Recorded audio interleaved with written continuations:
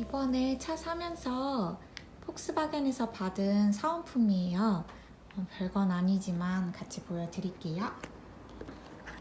일단 이게 웰컴 패키지라고 알고 있는데 여기 레터랑 안에는 20만원 충전할 수 있는 카드가 같이 들어있고요. 그리고 충전 방법도 같이 책자로 나와 있어요.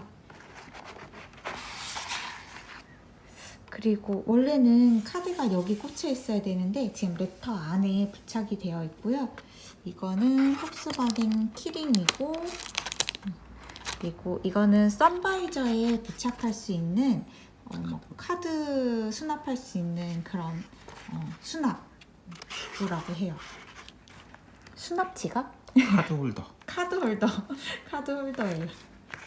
그리고 저희가 갔던 데는 그 추가로 사은품을 지점에 있던 걸 몇 개를 주셨는데 이거는 뭐 쓸지는 잘 모르겠는데 스마트폰 홀더 주셨고, 그 다음에 여기 안에는 지금 신랑이 꽂아놨는데 이 키링도 하나 더 주셨어요. 그리고 키는 이렇게 2개가 있고, 그 다음에 추가로 장우산이랑 그리고 목베개 그리고 하나 더 주셨는데 그건 이제 핸드폰 번호 이렇게 기재해서 차 앞에 부착하라고 그렇게 더 주셨어요.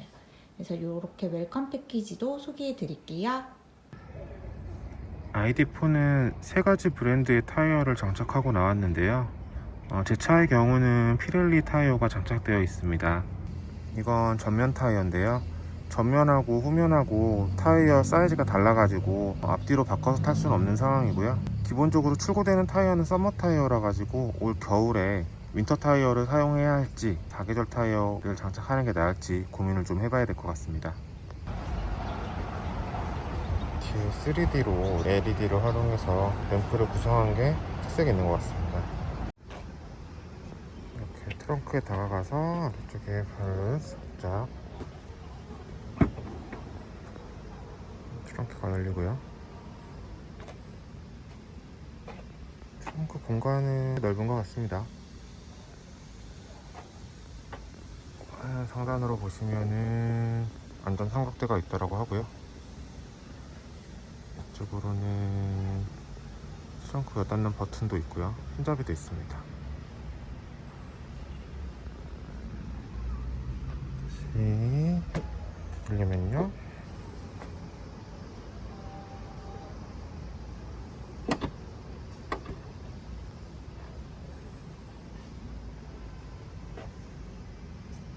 선트는 버텍스 700과 900을 섞어서 했고요. 측후면은 700으로 전면은 900으로 했습니다. 선루프는 약간 어두운 것 같아서 일단은 선택하지 않았고요.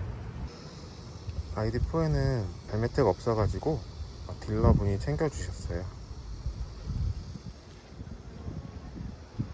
주신 거는 고무 재질로 되어 있는 발매트입니다. 딜러가 제공해준 고무 매트를 설치했습니다. 실내를 잠깐 보면은 앞쪽에는 카드를 넣을 수 있는 구멍이 2개가 있고요. 컵 홀더가 있고, 이쪽에 보면은 무선으로 충전할 수 있는 공간도 있습니다. ID4의 페달은 이렇게 플레이랑 일수정지 버튼을 형상화해갖고 만들어져 있습니다. 핸드 좌측에 보면은 전조등이나 아니면 리어등 혹은 앞유리나 뒷유리에 열선을 동작시켜가지고 습기를 제거할 수 있는 버튼이 이렇게 따로 마련되어 있습니다. 운전석 기준으로 좌측에 보시면은 운전자에 따라서 1번 운전자냐 2번 운전자냐 설정을 할 수 있는 버튼이 있고요. 그 아래쪽에는 마사지 기능을 해주는 버튼이 있습니다. 조명 같은 경우는 터치식으로 되어 있고요. 누르면 바로 또 꺼집니다. 그 옆에는 썬루프를 조작할 수 있는 게 있는데 이렇게 누르면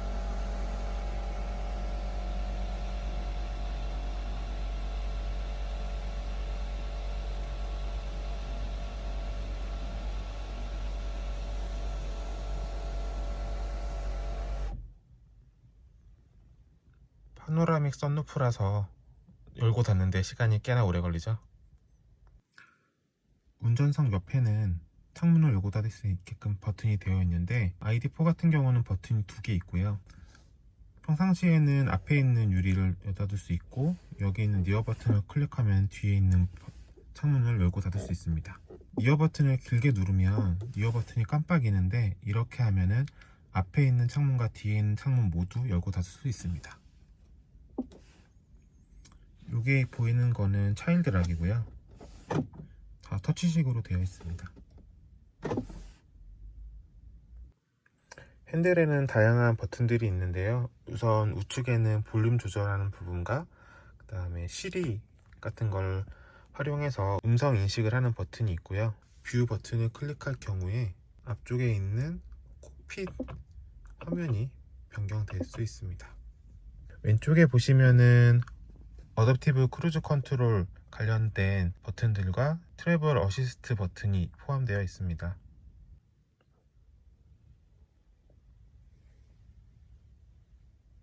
드라이브 모드로 변경할 경우는 위에 보시면은 이걸 위쪽으로 제껴서 드라이브 모드나 아니면은 회생제동 모드로 선택할 수 있고요. 또 중립으로 할 수도 있고 주차 모드도 사용 가능합니다.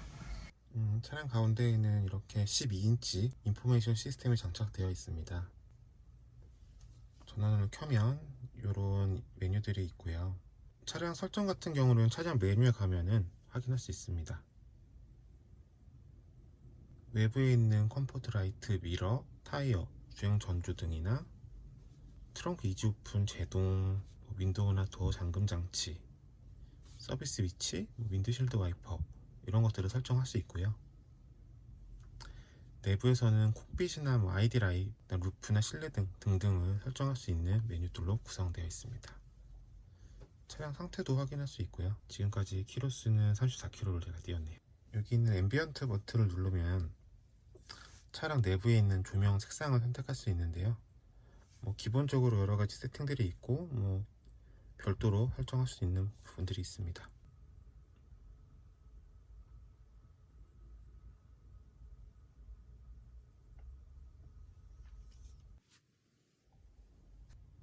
일단은 ID4 같은 경우는 에어컨을 3존 따로따로 설정할 수 있고요. 운전석, 그 다음에 보조석, 뒷좌석 이렇게 구분해서 사용을 할 수 있습니다. 온도를 설정할 수도 있고요. 시작 시간을 설정해서 출퇴근 시간이나 사전에 추울 때 혹은 더울 때 에어컨 공조를 예약해서 사용할 수 있습니다. 보조 시스템이라는 게 있는데요. 이걸 들어가면은 되게 직관적으로 IQ 드라이브 관련된 부분들을 설정할 수 있게 되어 있습니다. 아래쪽에 어시스트라는 버튼이 있는데 이 버튼을 활용해도 같은 메뉴에 진입을 하실 수 있고요.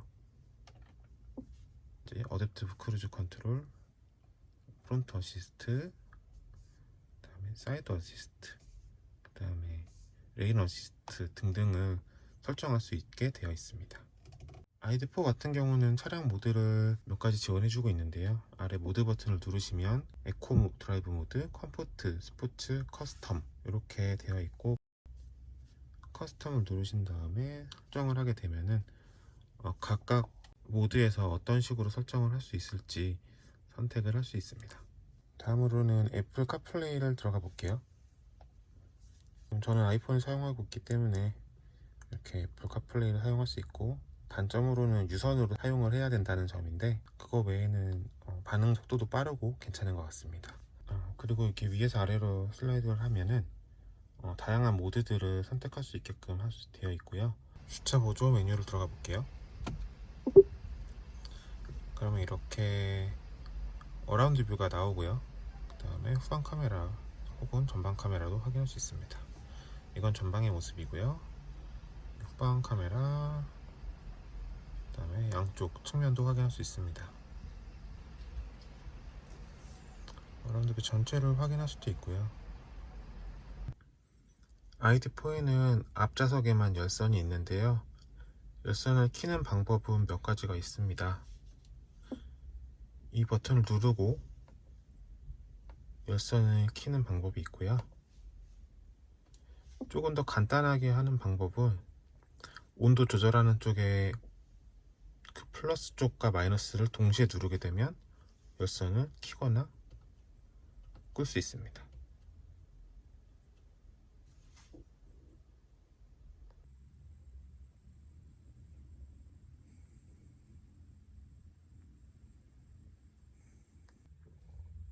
뒷좌석에 한번 앉아봤는데요. 뒷좌석은 상대적으로 앞좌석에 비해서 좀 시트 포지션이 높은 것 같습니다. 뒷좌석에도 에어컨 송풍구가 있고요. USB-C 타입에 충전할 수 있는 케이블 포트가 2개가 있고, 뒷좌석도 터치식으로 온도를 조절할 수 있게끔 버튼이 구성되어 있습니다. 앞좌석과 뒷좌석에는 모두 베이비 시트를 착용할 수 있는 장치가 설치되어 있습니다.